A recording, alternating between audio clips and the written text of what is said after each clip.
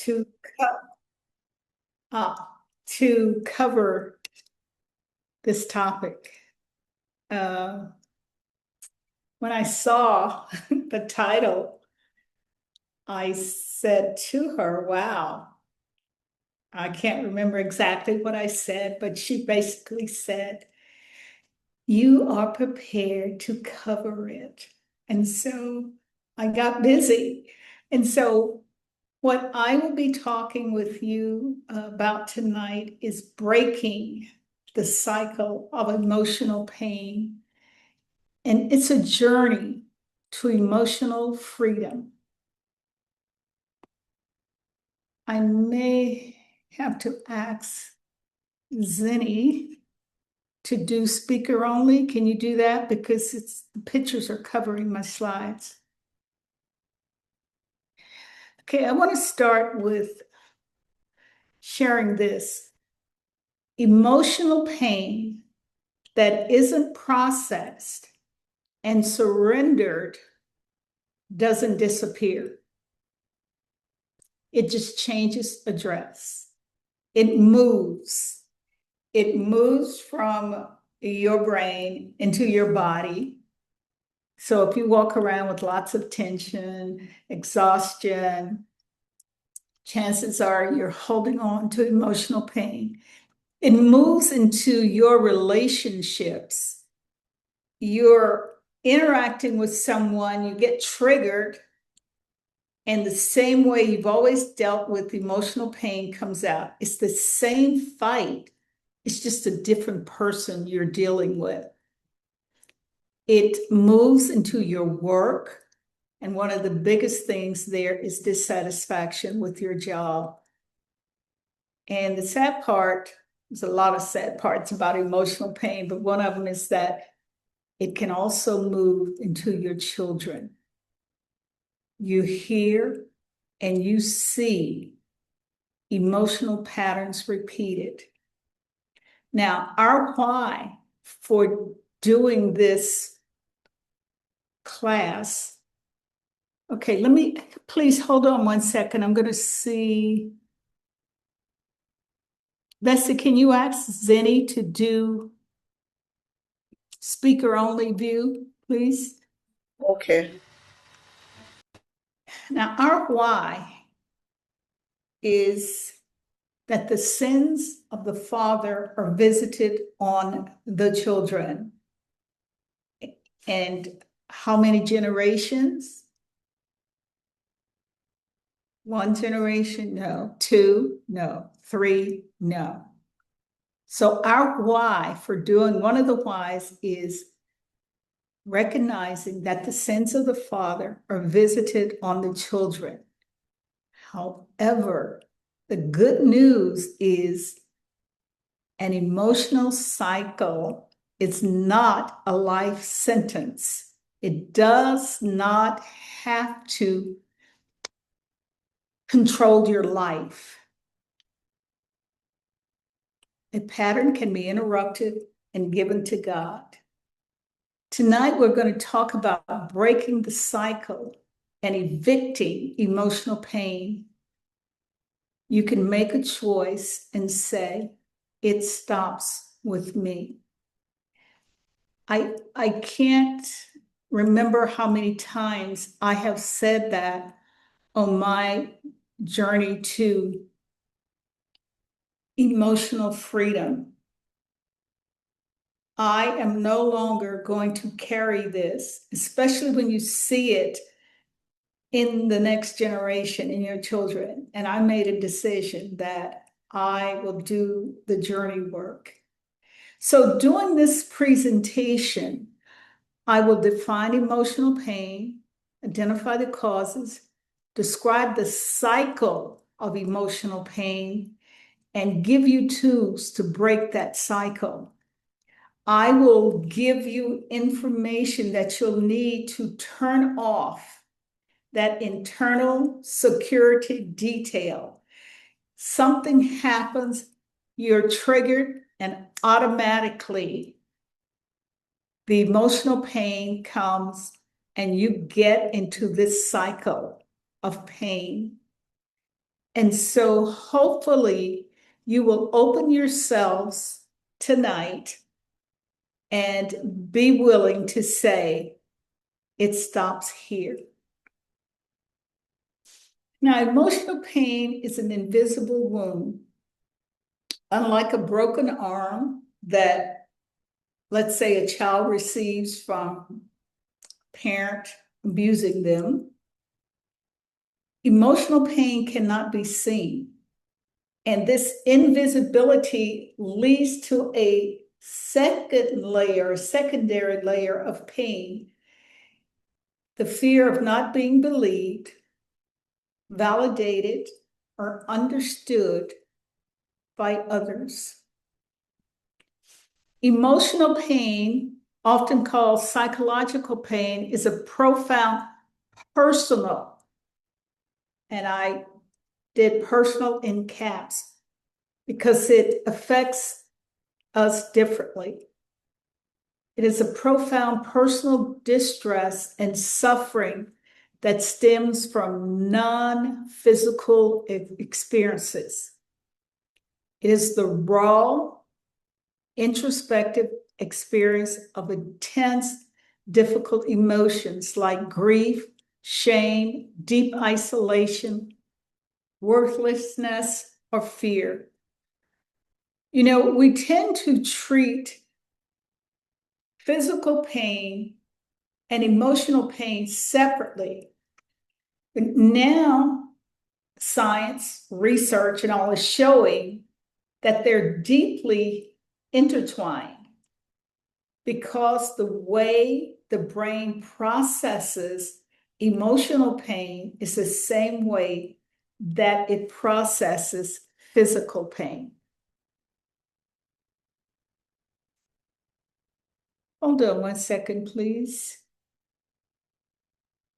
Emotional pain is the deep distress you feel in response to life's hardest experience. And unlike physical pain, like I said earlier, it's invisible, yet it shapes how you think, how you feel, and how you connect with others. And so this invisible injury to an individual is caused by trauma and abuse, loss and grief, rejection and criticism, and chronic stress. Those are the major causes of emotional pain.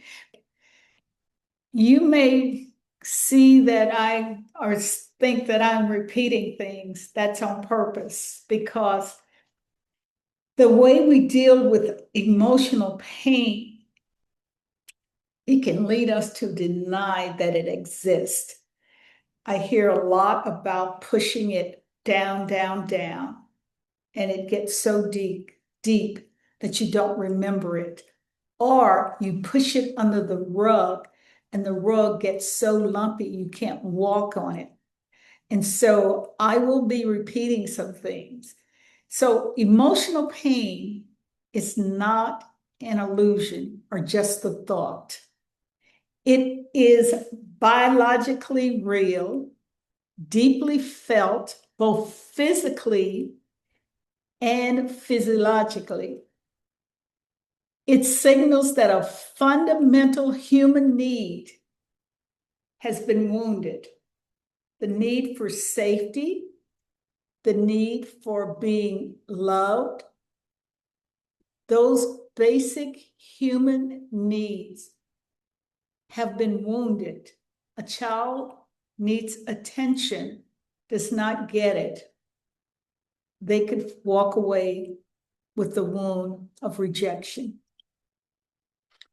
And when describing emotional pain, something that is deeply, it's so interesting that the emotional pain, you use physical, psychological, and physiological all at once. It's something happening in the brain, in the nervous system, and in the body all at one time.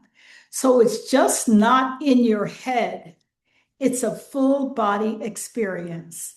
And as we go, I hope at one point you will be willing to identify your pattern of pain and where you store the pain in your body. Now, there's a mind-body connection. Like I said, the brain, the body, and the central nervous system are all involved in processing emotional pain. And what's really interesting to me about this mind-body connection is that the brain, when there is an emotional hurt, the brain is thrown off its usual way of working. There is a loop. The brain, I'm not going to name all the parts, the hypothalamus and all like that. Then it goes to the frontal cortex. Anyway, that process is interrupted. It's like brain overload. So where's it going to go? To the body. Like I said, it's a full body experience. Now, the key message that I want to leave you or to have you hear is emotional pain is a natural response to difficult experiences. And in order to break the cycle, you have to recognize its causes. You need to learn to sit with it, name it, experience it, if you are to break the cycle. Now, keep in mind, a cycle goes around and around. And each time you go around, it gets deeper and deeper. So let's take a look at the hidden formation of emotional pain. I want you to take a look at the roots of this tree. Some are small, then some are very thick. And so, like I was saying, that's how emotional pain is. It rarely exists in isolation. It feeds on itself. And as you continue to cycle it, it gets heavier and heavier. The guilt and anger forms a self-reinforcing cycle, each amplifying the other until the loop feels inescapable. The pain, the triggers happen. You feel the pain as if, pain from the past, as if it's happening right now. So the psychological injury, trauma, loss, and betrayal function like physical wounds, invisible yet deeply damaging to your internal structure. And I recognize years after I started my healing journey, I recognized the effects that the emotional pain had on me, my internal structures. And so I know it's real, and I know the damage that it can cause if you don't stop and deal with it. Now, secondary symptoms of emotional pain, untreated emotional pain festers. It just stays around and it gets bigger and bigger and bigger. And it creates anxiety, depression, and irrational patterns that compound the original injury. Like I say, it builds and builds and builds.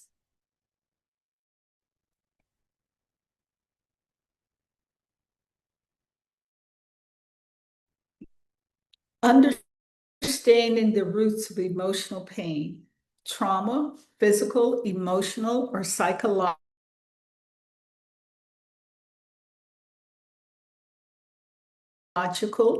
can leave lasting wounds. One, especially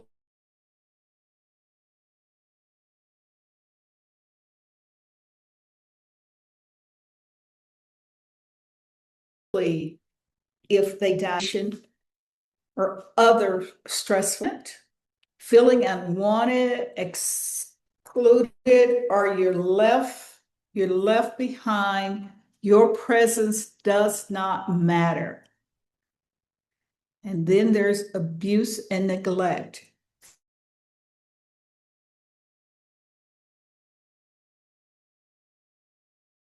Physical, emotional, verbal needs, the physical neglect. Chronic stress, ongoing pressure from work, lack of finances, caregiving. Those are all chronic stressors that you deal with. It appears that I lost connection. Is that right, Bessie? Yes, you did.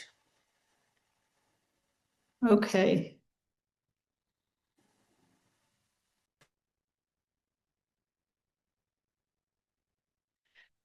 Okay.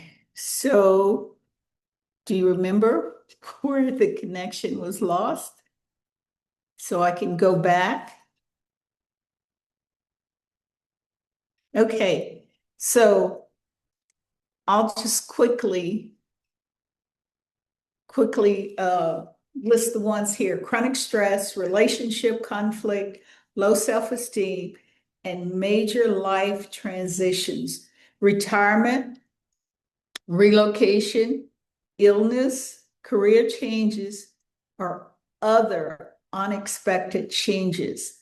These are all things that can contribute to emotional pain.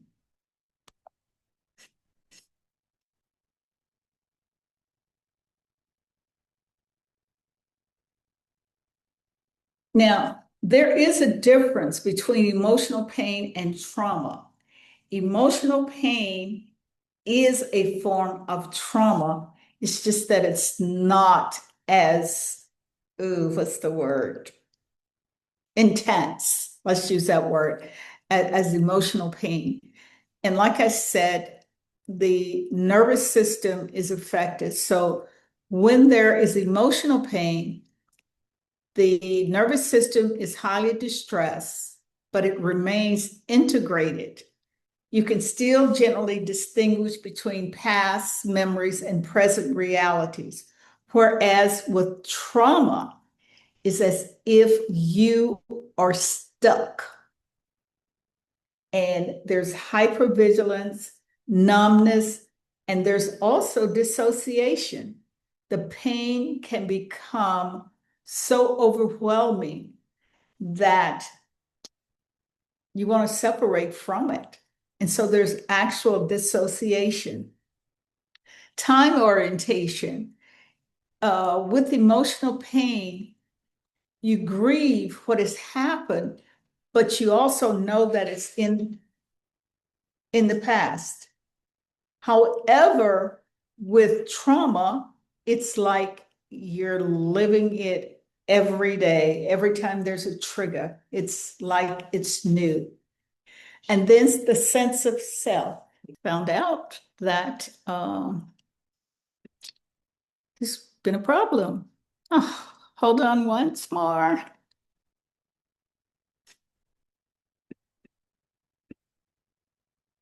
First, the internet wants to act up. And now, uh, anyway, I am here to talk about breaking the cycle of emotional pain.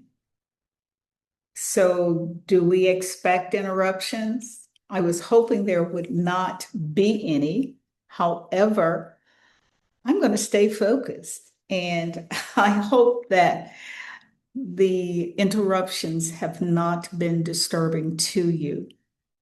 Now, I'll finish up here. In emotional pain, your sense of self remains largely intact. You feel the hurt, but you still feel like yourself.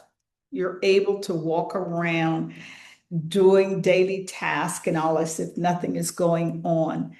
But in trauma, it can lead to structural dissociation of the self. It's as if you have parts. One part is, let's say, a critical parent that lashes out against a vulnerable child. And so that's the effects of trauma. And it can lead to structural dissociation. This is why we want to stop the pattern. The cycle of disconnection, emotional abuse and neglect rarely begin in a vacuum. They're often inherited. They're passed down through generations of broken relationship and absent role models. As the scripture says, the sins of the father are visited on the children. Now, early rejection, when the caregiver is absent or not emotionally available to the child, that's when early rejection can start. Then there's loneliness and low self-esteem. They become the default setting, and you carry it into adulthood. The way you reacted to emotional hurt as a child, unless you stop and deal with it, you silently, hear what I'm saying, you silently carry it into adulthood. And the patterns resurface in relationships, work, and self-perception, often without conscious awareness, without being aware of your patterns. That's one of the reasons the patterns can stay around and around and around. And why is it so hard to identify emotional abuse? One of the things is it's rarely loud. It's rarely loud. Its power lies in its subtlety, making survivors question their own reality. Is this all in my head? Is this an illusion? And when there's quiet manipulation, let's say from a parent, there's indifference, something happens, you get the silent treatment. There's subtle put downs that erodes your self-trust, your self-esteem, and they don't leave a visible mark. Blame projection. And this is where the person who is responsible for the emotional abuse put the blame on the child. They shift accountability, and that actually deepens confusion for the child. And this is one of the things that is especially true in childhood sexual abuse, that the perpetrator places the blame on the child is confused, and it deepens the pain. And that's a reason usually for them staying silent. The dual personality. Mom is one way in public, yet she's different at home. And it would be hard for someone to believe that mom does put downs, word curses, and all that. So that's when you think about the quiet manipulation, the blame projection, and the dual personality, then you can see why it's hard for you to see that emotional pain is taking place. Now, I'm doing the stages in two different ways, okay? I'm a visual person, so I was trying to find pictures. First thing that happens is that the cycle begins with a wound. There's betrayal, loss, criticism, and the cycle begins. And in stages 2 and 4, there's a response to the hurt. Now, keep in mind, picture this child being overwhelmed by what has just happened. And the emotions are so intense. There's anxiety and there's fear. The mind races and the body tenses. Now, if I were to stop and ask you, what happens? What is your response to hurt? Would you be able to identify what happens? What body part? I carry a lot of mine here and in my back. I recognize that. There's unhealthy coping. That's stage 3. Avoidance, substance use, overworking, emotional eating, or people pleasing. And these are all attempts to silence the pain. As a child, you develop coping mechanism, coping strategies that work for you as a child, because it's your attempt to silence the pain. The unfortunate thing is many of us carry it into adulthood. Then there's emotional numbness at the 4th stage, feeling disconnected, losing joy, and struggling to express or feel anything. In stage 5 through 8, it's when the cycle deepens. There's shame and guilt. You isolate yourself, and the triggers, memories, certain people, or stressful situations bring that memory up again. And then the pain returns. The cycle resets, and without healing, it begins all over again. Now, this is a picture of the cycle of pain. Hurt, something happens that causes emotional pain. You're overwhelmed. 3, you come up with ways to cope. Alcohol, drugs, sex, just different coping strategies. And then you move into numbness. And then there's shame and guilt on top of what has just happened to you.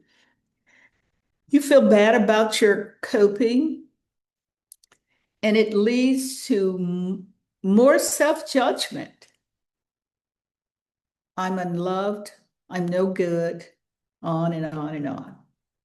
And at the 6th stage of the cycle, you pull away and you isolate yourself. And number 7 is something reminds you of the pain, and it all comes back, and the pain restarts, and the cycle continues. Now, the pain doesn't and it just repeats. And you can break that cycle. You can break the cycle of pain.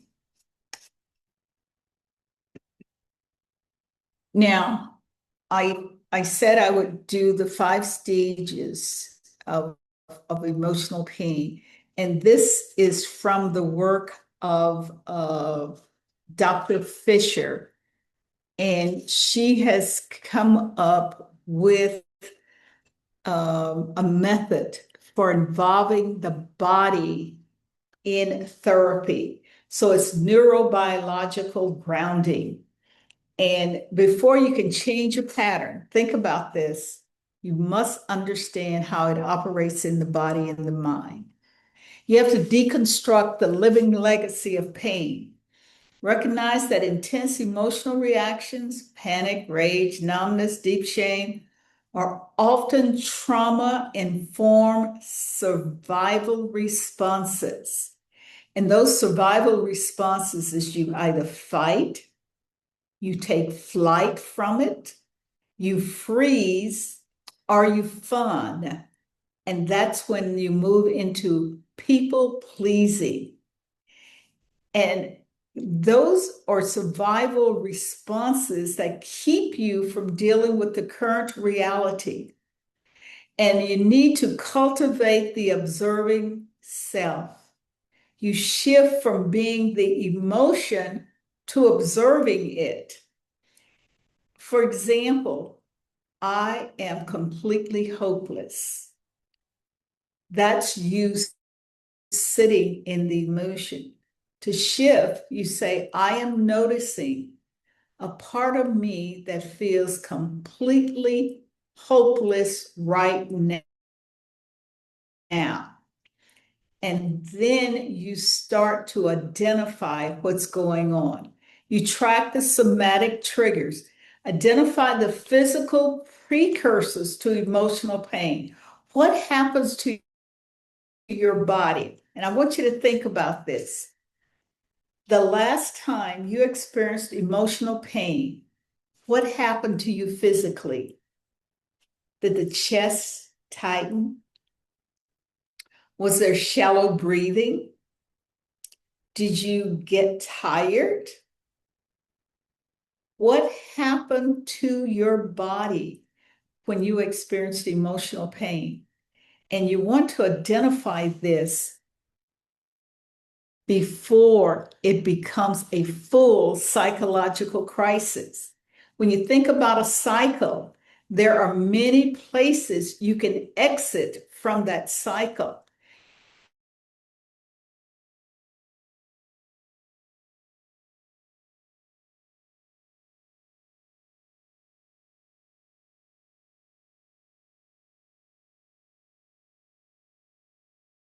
And so it's this second phase is about de-escalating and moving to a stable position. And the brain goes offline. There's a loop, but it goes offline. And so the priority in this phase is to tell yourself you're in a safe place. Use body-based interventions to signal safety to the nervous system. Now, what I want to do now is to pause and have you practice. Okay. And have you practice de-escalating. And so what I want you to do is to put your feet on the floor without shoes.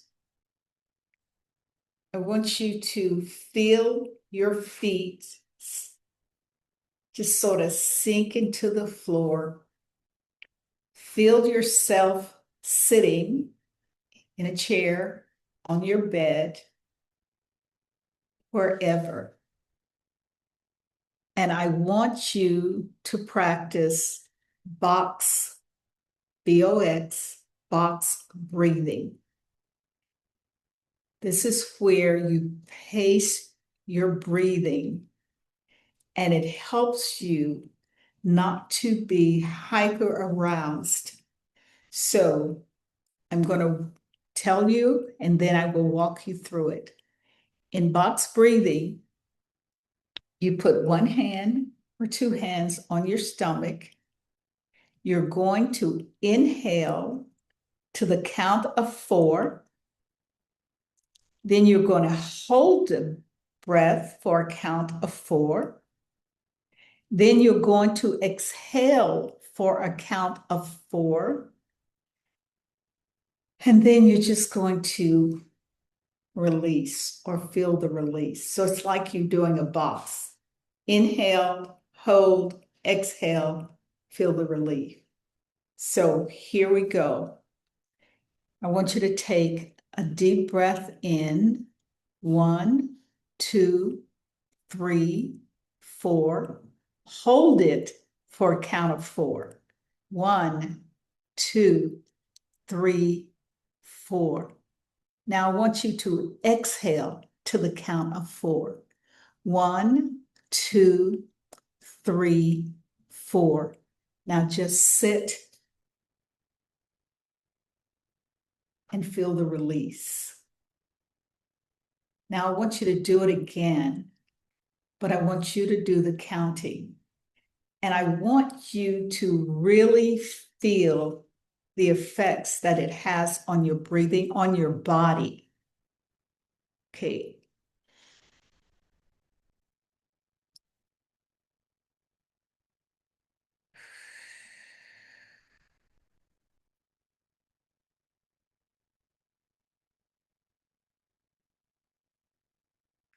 Okay.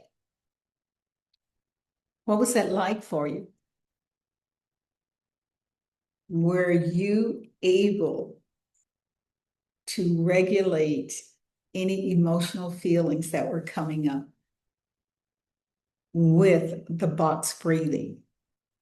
That is something that you can use when these emotional pains show up. And that's one of the steps in breaking that cycle. You decode the crisis, you view destructive impulses. Is your normal thing is to isolate yourself? Do you self-sabotage? Like using that critical talk. And so you start to feel bad about yourself. Do you move to addictive behaviors? So you don't want to see these as personal failures, but as desperate attempts to escape pain. Like I say, they become coping mechanism. And you establish an immediate, reliable grounding process. We're going to practice again the grounding process. And it's called a 5, 4, 3, 2, 1 sensory method. Is to bring this technique uses physical sensation to signal to your nervous system that you are physically safe where you are. You acknowledge your surroundings by naming them out loud. And I want you to do it out loud, but you can also do it in your head. Everyone's muted, so we can do it aloud. So I want you to look around where you are and name 5 things that you can see, like a spot on the wall, a plant, a pen, and in my surrounding, there's a fan, there's an extra chair, there's a printer. So focus on 5 things that you can see. Now, 4 things you can physically feel. I can put my hands on my chair. I can feel my clothes. But I want you to name 4 things that you can physically feel. Now name 3 things you can hear. Is there traffic outside? I hear a fan humming. Is there a rooster crowing outside? Can you hear yourself breathing? So 3 things you can hear. Now 2 things you can smell. Are there scents in the air? Or can you remember a scent from today? Like were you outside and you could smell the fresh air? Or if it was raining, you could smell the rain. But 2 things you can smell. And then 1 thing you can taste, even if it's just the taste of toothpaste or water. So this is a 5, 4, 3, 2, 1 sensory method that's used to bring you back to your current space. The 3rd stage is working with internal parts because, like I said earlier, there can be alienation, that there can be dissociation. There are parts of you that, let's just say, you don't like. And so let's say you don't recognize those parts of you. So emotional pain is allowed to perpetuate because we reject the parts of ourselves that hurt. That little girl that was constantly criticized, you grow up not liking that part of you. I'm not going to go into that, but anyway, you need to identify structural dissociation, map out the different parts involved in the conflict. For example, the internal struggle between a critic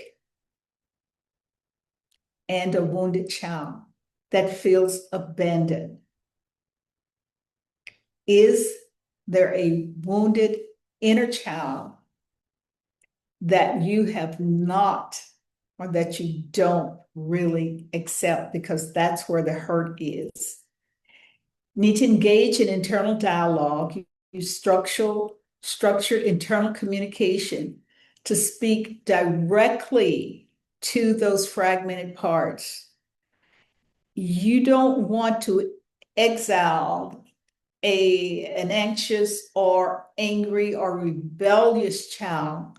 What you want to do is identify what it is trying to protect you from.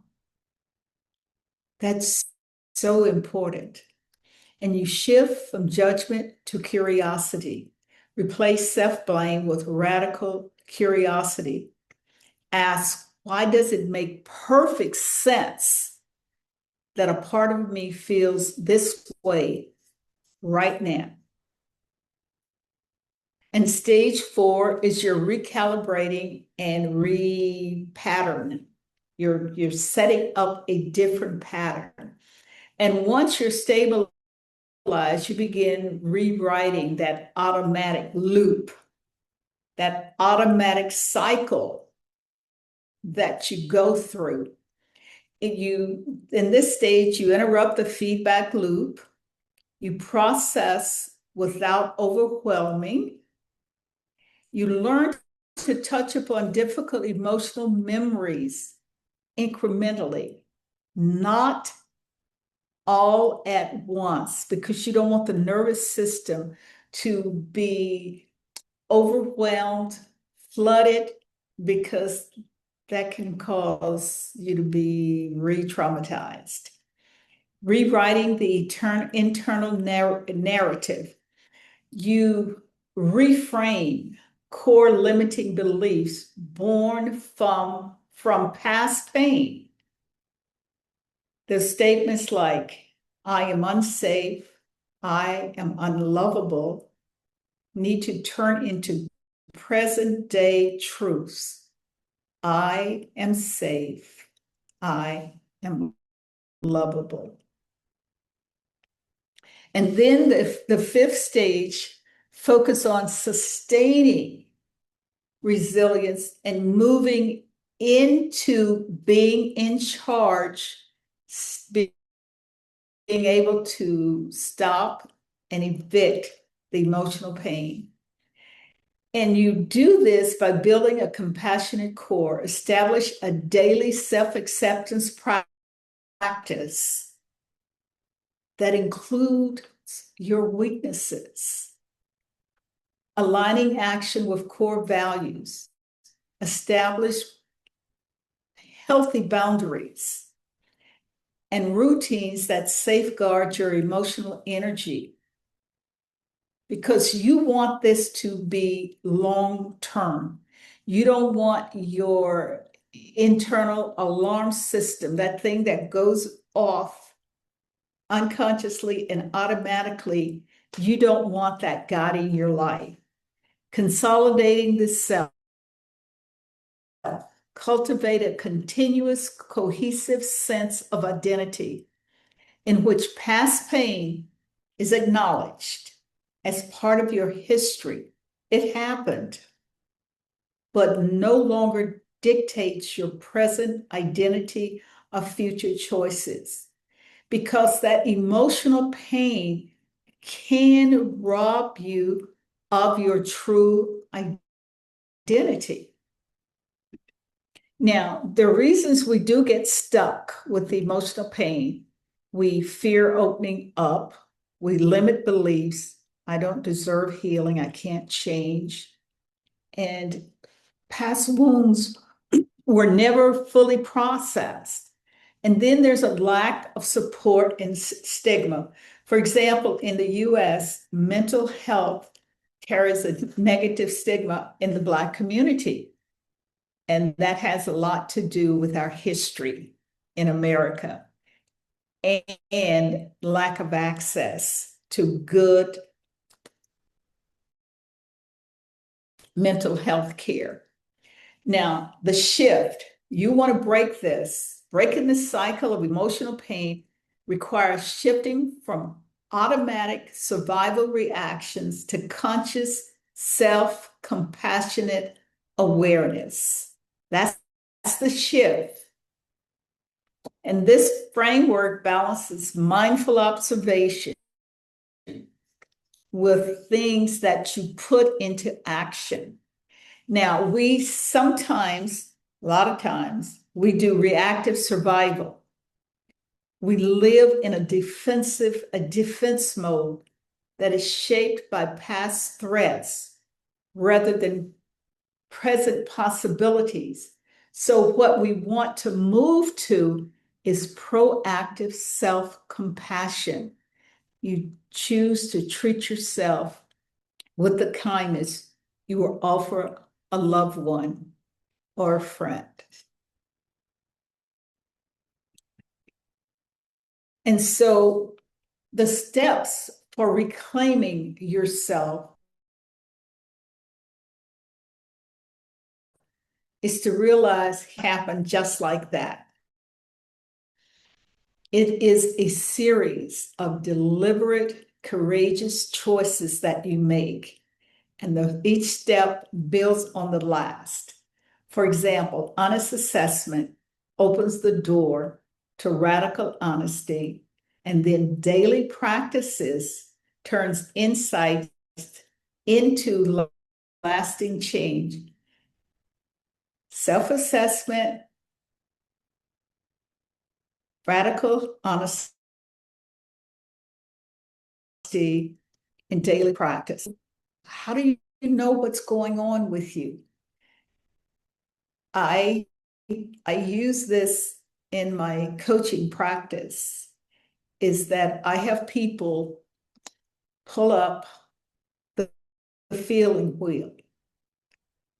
And if you grew up and were not allowed to have feelings, how are you supposed to be able to put a label on what's going on with you? So the feeling wheel is a good way to get started. You can pull it up on your phone, and you use the feeling wheel to find accurate labels for what you're feeling. I'm angry. Okay, so you move out from anger and you see all the feelings that are related to anger. You label your emotions to feel less reactive and more in control of your feelings. Now, breaking the cycle, recognize your pattern. What is your usual pattern of dealing with emotional pain? Does it cause you to have automatic negative thinking? And the cycle begins. Practice emotional awareness. Feel your feelings without judgment. They're there. Don't judge them. Challenge negative thoughts. Question the stories you tell yourself. Because when you have those negative thoughts, you then begin to tell yourself lies. So you need to challenge the negative thoughts, learn healthy coping skills, replace avoidance with connection, connect to the emotional pain. And I hopefully you're not saying, wow, that's hard. That's hard. That's painful. Yes, it is painful. And you can break the cycle. Set healthy boundaries, protect your peace. Be a little difficult because you would want to separate yourself from those environments that are triggering. That's key.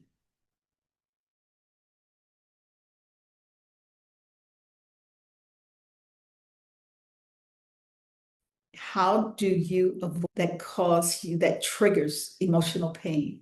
And then ask for help. Reaching out is an act of courage. It's not a weakness. And this new cycle of healing, this is a positive cycle. You become aware of it, of the emotional pain. You accept it. There's self-compassion. There's healthy coping.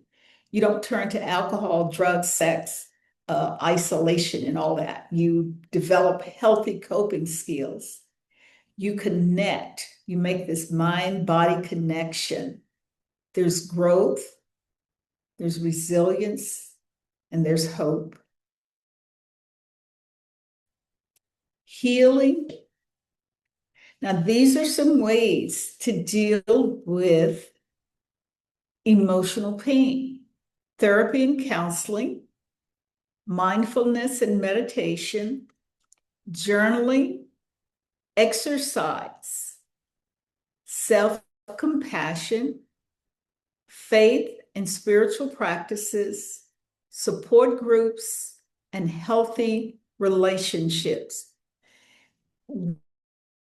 These are all methods for dealing with emotional pain. Now, you need to treat emotional pain just like you would a physical wound. Daily maintenance, clean, protect, and monitor. You do that if you had a physical cut. So you need to treat psychological wounds with the same diligence as a physical wound. Monitor your immune system, actively challenge negative thinking patterns before they take root and spread. Now remember, these are usually automatic negative thinking patterns. Stop poking the wound. Avoid re-triggering environments, relationships, or internal ruminations that reopen old pain. Know when to seek help. When the pain persists beyond your capacity, To self-regulate, reaching out is a strength, not a weakness. The power of community, it's so important because healing is not a solo act. It's not something that you just do on your own. Okay, I have willpower. When the emotional pain hits, I will just use my willpower to not isolate myself, to not drink, to not eat. That's not the route to take. Keep in mind, healing is not a solo act, that you need to connect with others. Their spiritual grounding, faith, and spiritual guidance offer an external framework for resilience when internal resources feel depleted. And trying to go it alone, you will be depleted. Breaking isolation, authentic community interrupts the loneliness that abuse thrives in. You are not meant to carry emotional pain alone. Treasures in darkness, past suffering, when processed and healed, can become a foundation for deep empathy and purpose. And I can tell you that I have a testimony from processing and healing from emotional pain, physical pain, neglect, you name it. And here I am as a transformative life coach that God trusts me with helping people to heal. And it's because I was willing to deal with past suffering. I decided no longer. I stuck my sword in the sand and I said, no more. I deserve better. I will be healed. And take a picture, but these are some scriptures for dealing with emotional pain. You can go to YouVersion and type in dealing with emotional pain and get tons of scriptures. Psalms 34, the Lord is close to the brokenhearted and saves those who are crushed in spirit. Isaiah 61, 1 through 3, God promises to bind up the brokenhearted and replace mourning with hope. And in Joel 2:25, I will restore to you the years that the locusts have eaten. God redeems time. Now, the takeaways is that from this, I hope you take these key things away. Emotional pain does not define you. Healing begins with awareness. Small, consistent steps create lasting change. Seeking help is a sign of strength, and breaking this cycle is possible. I am a witness. And so there's this new chapter that you get to experience when you have broken the cycle of emotional pain. You're not defined by the cycles of the pain. Freedom is found in replacing the spirit of despair with the garment of praise. You're not your past. And I'd like for you to choose one action today.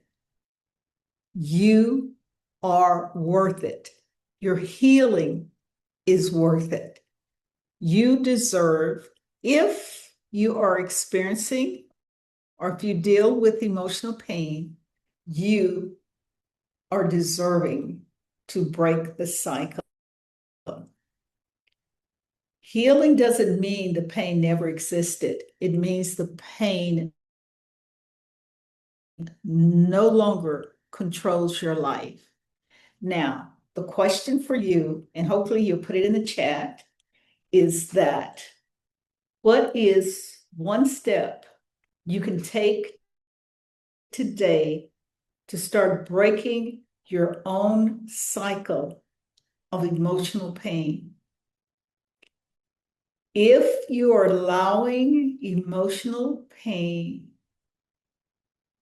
to guide your life, what is one step you can take today to start breaking your own cycle of emotional pain?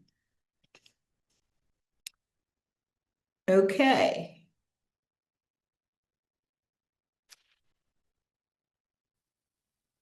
Amazing. Thank you, Mommy J. Okay. Again, my goal was to stay focused and put this information out there because I just believe because of what I experience now in life, I wouldn't be here if I had not dealt with the pains of the past. So I really, really would encourage you to take a step today to break that cycle. You're worth it. I don't know if there were any questions because I don't do the chat. Were there any questions? There were no questions in the chat, but does anybody have a question?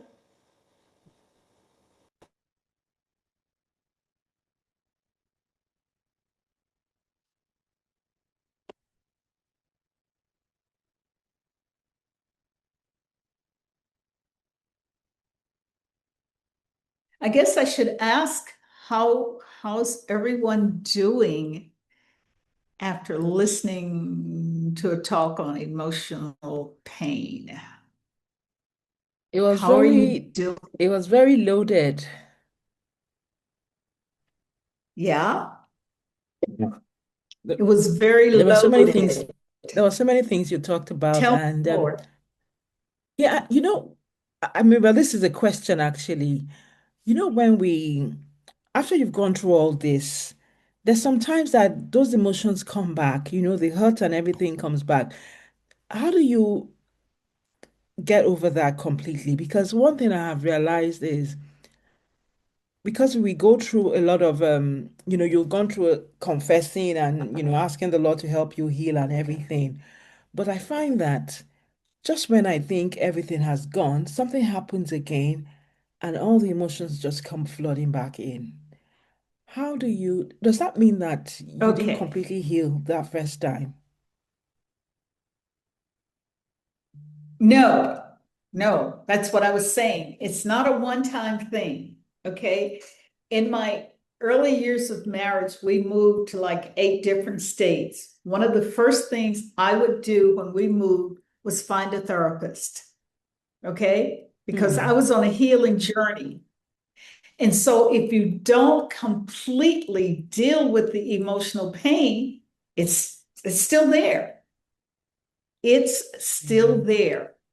And so one of my ways of telling understanding if I've completely healed from something is when there's no emotional pain, there's no emotional attachment. I can talk about it because it's in my past and it's Mhm. been it's been healed.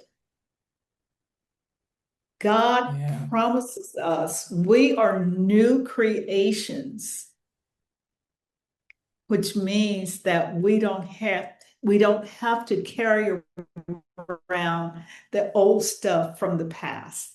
And you're right, it's heavy. I sometimes when I'm talking about it, I will tell people I've cried so many rivers. Okay, and that's one of my ways of getting rid of. But to there's just some things that you have to do personally to say, believe that God will help me deal with this. Then you go for it. I hope that helps. It does But actually. yeah, And something else you talked about is, the slide that you showed us, the labeling your emotions. That also was quite loaded for me because there were loads of emotions that, you had to go through and everything. So one of the things that I find is, I think one thing that has been one emotional pain that I carry is because of my autistic son. Every day, I mean, sometimes I'm okay with it. Sometimes I've accepted it. I'm thanking God for him and everything. But then I have days where, like this morning, they told me that he had a meltdown and he, I mean, proper physically assaulted his carers. Now that actually that was like a flood of emotions came back to me, Mhm. and I couldn't bring myself to cry. I was just overwhelmed. I was like, God, is this thing ever going to end? So I was so glad when this session started. I was like, God, I need to be able to process these things. Yeah. And one of the things,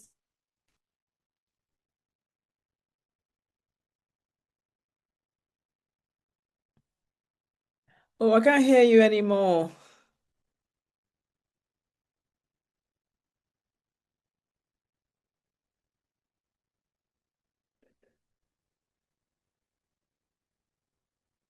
I, okay, I'm Yes, not I can hear muted. you Can now. you, okay. I can hear you Uh, now. yeah, there's a lot of stress involved in caregiving. Okay. And one of the things you said, you asked God, is it ever going to stop? That causes lots of emotional pain. So then, how about once you are on your healing journey, that's one of the things you focus on. How do I deal with this in a different way to where it's not causing me pain? And again, I talked about titration. Let it go a little bit at a time. It's like you're peeling an onion and there are layers. Deal with that one layer, deal with that one layer. And Mm, just believe that God will help you to deal with the situation. yeah, I'll get there. Thank you very much, Yeah, ma'am. listen, Bessie would have to give me a session every month to tell you about my healing journey, okay? So I'm serious. When I hear my daughter tell people what I've been through, it's like, oh my gosh, yes, yes. So it's possible. I wouldn't be doing the work that I'm doing today had I not believed that God Mm, has something in store for me. And at 82, I believe I'm living my best life because I'm pouring out what God has poured into me. yes, you are. You look amazing at 82 too. Thank you. Okay, were there any more questions or comments? There are questions in the chat. Okay, can you read them to me, please? My glasses. What is the role of therapy? And if you can't afford it, how do you help yourself? Whoa, that's a tough one. What is the role of therapy? Therapy can help you become aware of what's going on, help you accept the pains of the past so you can move on from them. And can you help yourself? There's some self-help books out there. I would be really, in my healing journey, I was really, really very careful in what I was reading, okay? And what I was listening to. You can't help, I don't believe you can help yourself with willpower in that sense. Okay? You can't will it away. I'm going to be strong today, therefore I'm not going to overeat. Yeah, probably won't work. There are, Was part of the question, and you can't afford therapy or you don't have access to therapy? Can't afford. Yeah, can't afford, and that's a biggie. That's a biggie if you can't afford it, because there are even online therapists now. What Pastor Bessie does every month, I really believe it's helpful. The one I think that would really relate to dealing with emotional pain is the one on boundaries that Pastor Silas did.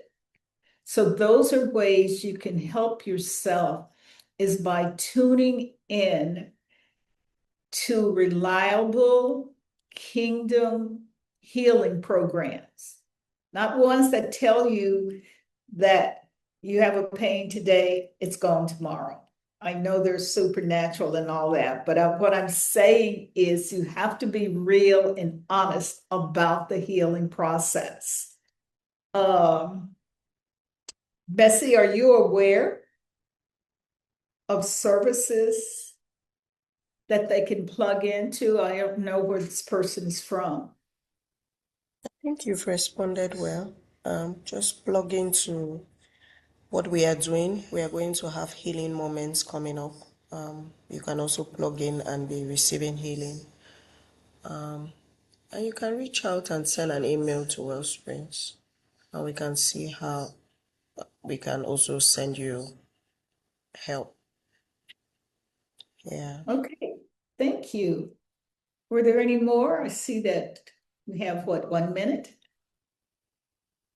Yeah. So Nancy, can you go ahead and ask your question? I see your hand up before I go to the online.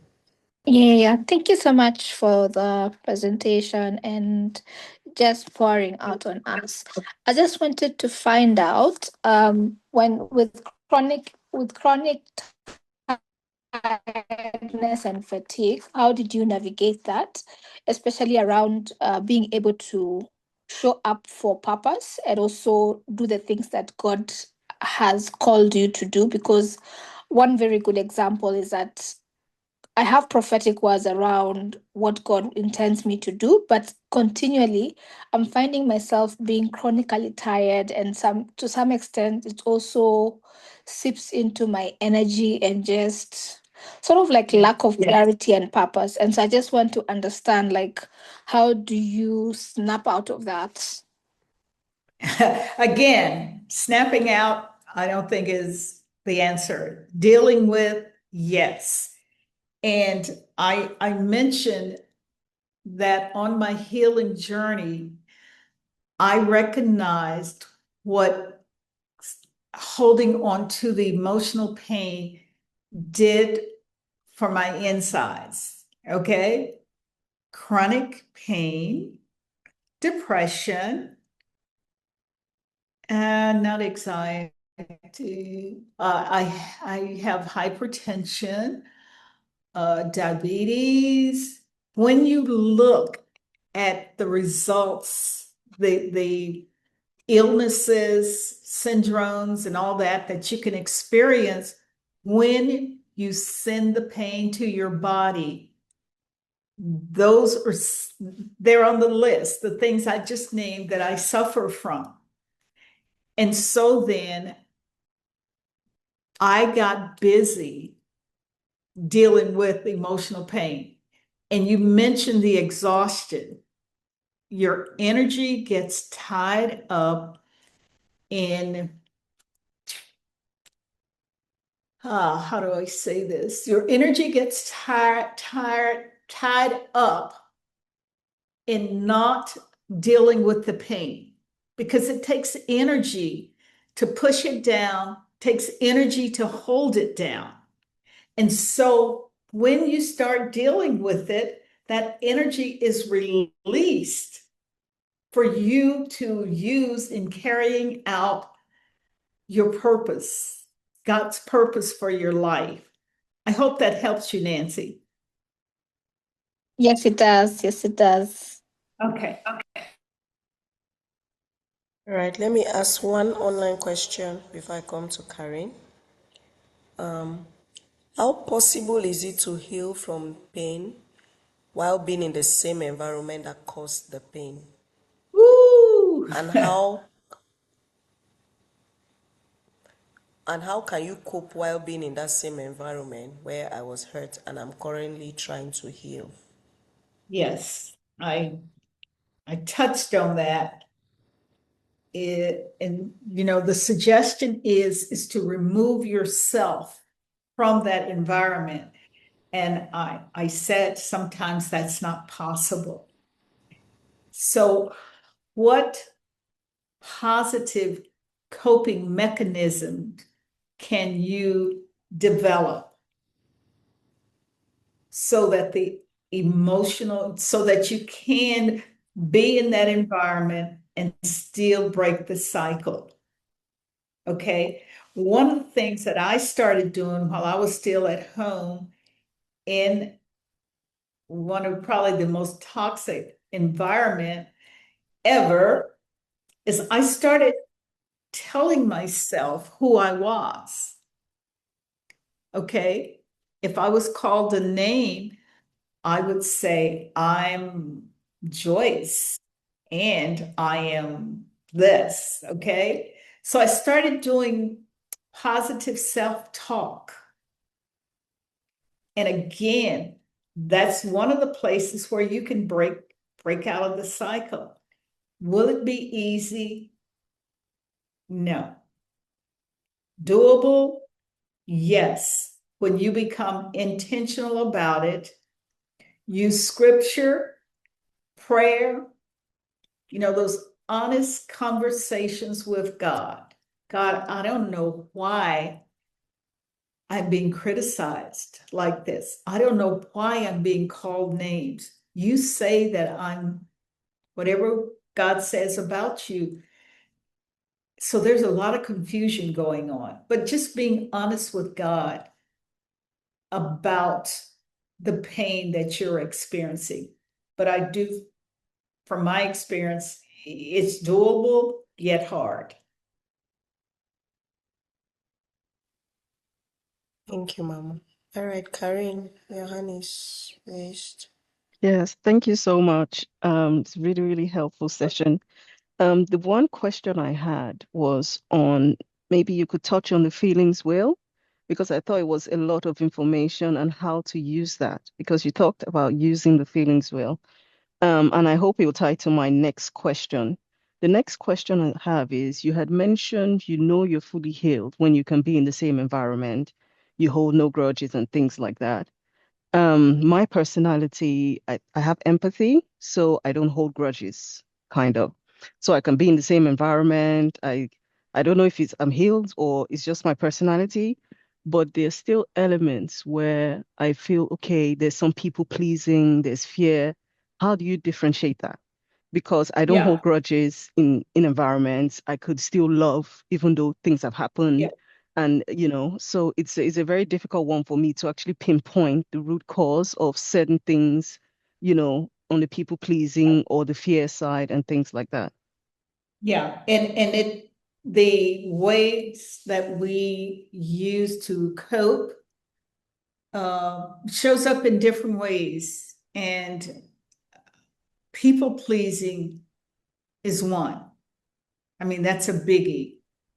If I do what people want, they'll stop emotionally abusing me.